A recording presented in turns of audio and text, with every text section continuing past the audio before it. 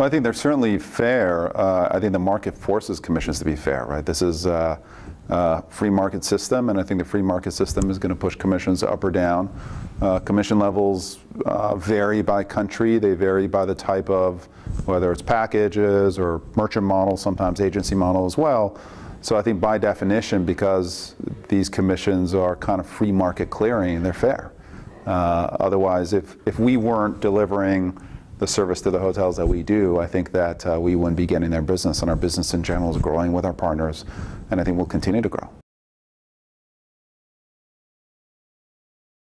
Well, I think they're both important, right? Our value proposition is to have a breadth and depth of product for consumers.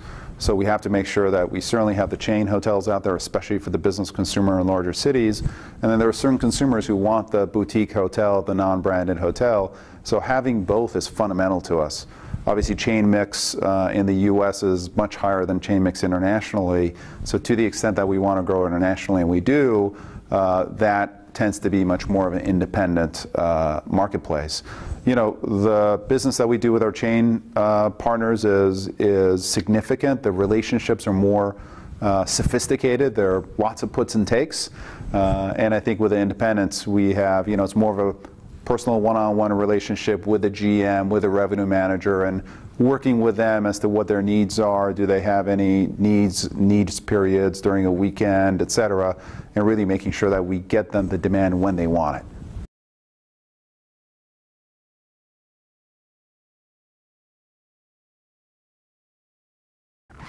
You know, I think that's really an issue between themselves and the brands. I said it on stage, and I'll say it again. I think the brands represent the hotel owners quite well.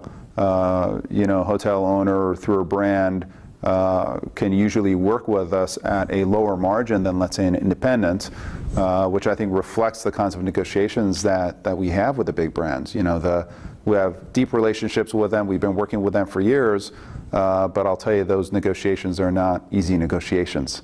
So again, we're happy to work with whoever we need to, but we've been partnering up with the brands for some period of time, and we have been talking to owners in general. We want to establish long-term relationships with some of the larger ownership groups.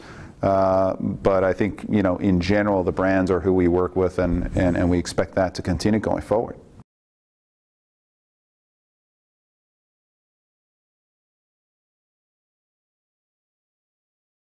Well, I think if you've got to look at the numbers, right? And ADRs this year, along with occupancies, are growing. So I certainly don't see any erosion of ADRs by any means. And I think that hoteliers can increase ADRs by bringing more customers in and you know, really revenue managing up to the extent that they've got the occupancies that they want. Our approach with hotels has been to really work on a revenue management standpoint and make sure that hoteliers work with us on the package path, because those are much longer dated bookings. They tend to be international as well, so that to the extent that the hotel starts filling up their inventory well in advance, they can start yielding up versus being in a difficult situation of a week out, et cetera, and not having the occupancy levels that they want.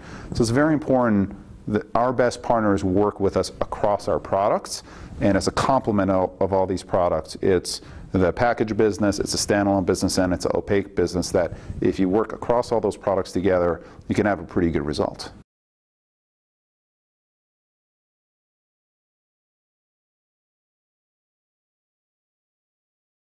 No, I think for an individual hotel, it's absolutely incremental, right? A hotel who works inside the Expedia marketplace is absolutely going to get demand that that hotel would not have seen previously. You know, are we driving incremental demand overall from an industry standpoint? I would argue that consumers are going to book anyway, one way or the other, right? And I think the consumer preference is to book online.